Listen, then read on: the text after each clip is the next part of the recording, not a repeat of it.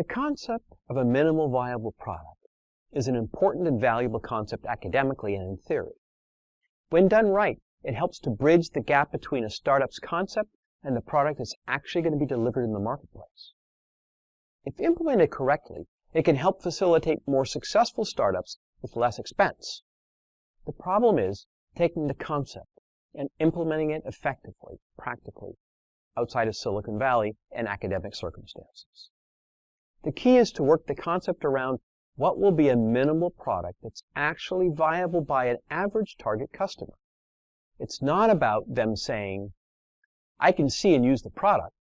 It's about getting the minimum iteration of the product such that the user will say, nice, I like it. I can use it and it solves my problem. I'd buy this.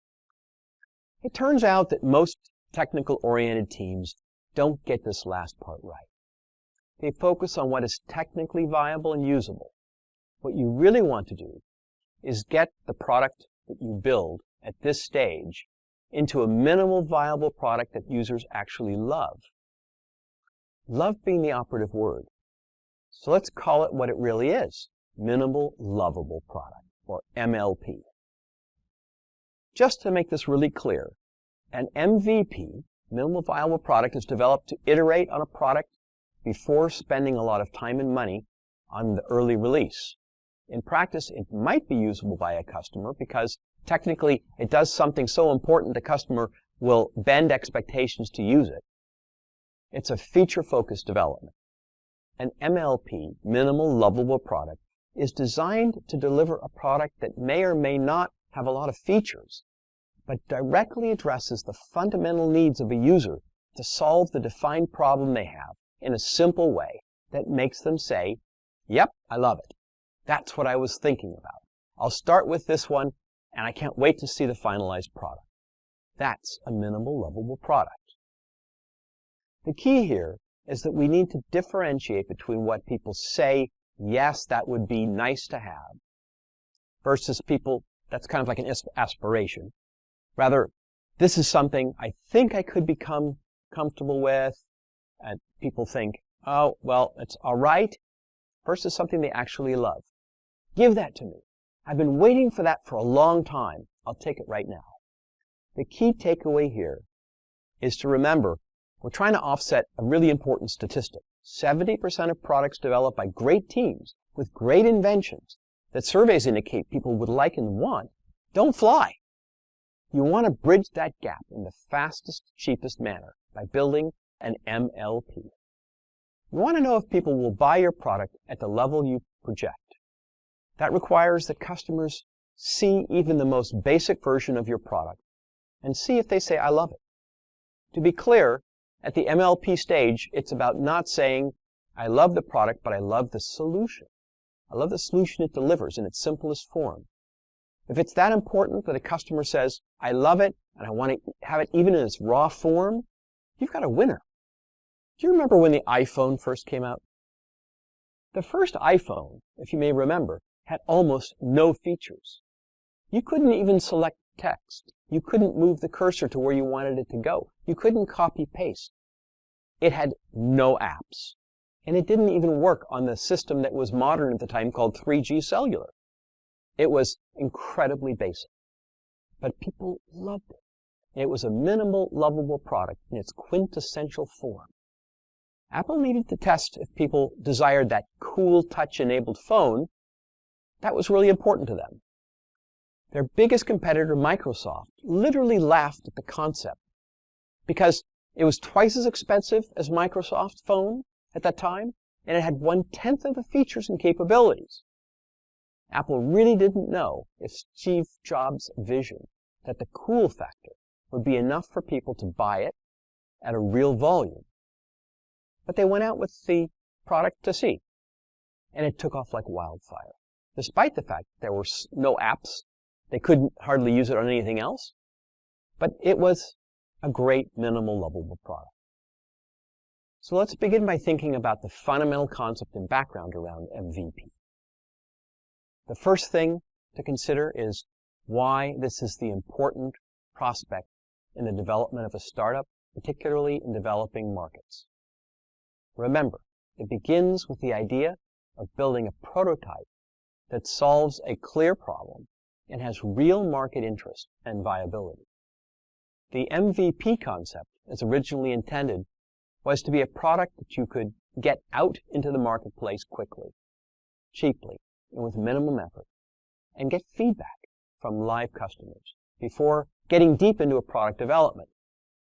It preempts creating that feature-rich product that no customer particularly finds relevant or willing to pay for.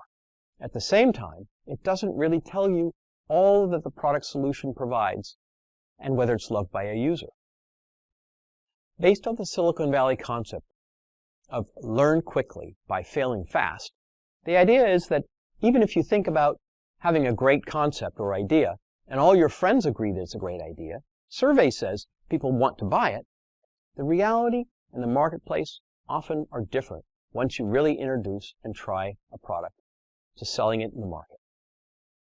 The only way to know if a product is going to be usable, meets the conceptual vision in a customer's mind, is to get it out into their hands, into the marketplace, quickly, and have the customer try it. The only way to know if that product is desired is to get a minimal, lovable product into the marketplace. Once you have the basic features on something a potential customer can use, ask this: what 3 things would this product have to do that would make it something you would buy now, even in its rudimentary form? How much would you pay for it now that you see it? How much would you pay if it had all of those 3 features you said, or was completely feature-rich? This is the time to understand these answers. This process will help a very common issue in startups called founder's syndrome. This primarily happens, obviously, with tech-driven companies. Tech teams want to build a product that they love and enjoy and are excited about. In the venture capital world, we have often seen tech startup companies coming to us with a product full of dozens or even hundreds of features, much before it's actually been tested in the marketplace. The tech team marvels at their own engineering, their achievements, and touts all of the capabilities of the product. What is missing is that this engineering mindset may not exist at all in the customer. As a customer-centric viewpoint, you have to understand this. First, who is the customer? Well, is it a bunch of tech people? If you're selling a software management system to a bunch of engineers just like you, then you're on the right track. If not, stop and listen carefully. If your customer is not an engineer, just like you, ask yourself this critical question when your engineering team jumps in to build features upon features in your product. Does the customer find these features relevant to solving their core problem? Customers will understand, appreciate, and desire and pay for simple solutions that are easy to use. They're looking for simple solutions to a problem that they can feel strongly about and they're willing to pay for. A minimal lovable product, like a minimal viable product, follows the build, measure, learn, and iterate. Rinse and repeat, right? Go through that process to get to the right solution. Every time you build an MLP, it needs to be tested with real-life customers to get feedback and learn from that test if it works or not. The process makes sure that the product is aligned with the customer's needs, and it reduces waste and builds the product that's the right product initially to get to market. It also helps you change course quickly from your original vision of the final product once you realize that the customer's needs are actually different than you had originally anticipated. If it doesn't meet the right value equation, it's important to know now. With a quick iteration process, you can quickly turn and shift focus, product, features, or even who your customer might be. This turnaround is called a pivot. One interesting example of such a pivot is Pinterest. This incredibly popular pinning social network didn't start off at all in that form. It pivoted from Tote, which was allowing people to browse and shop their favorite retailers, sending them updates when the favorite items were on the sale.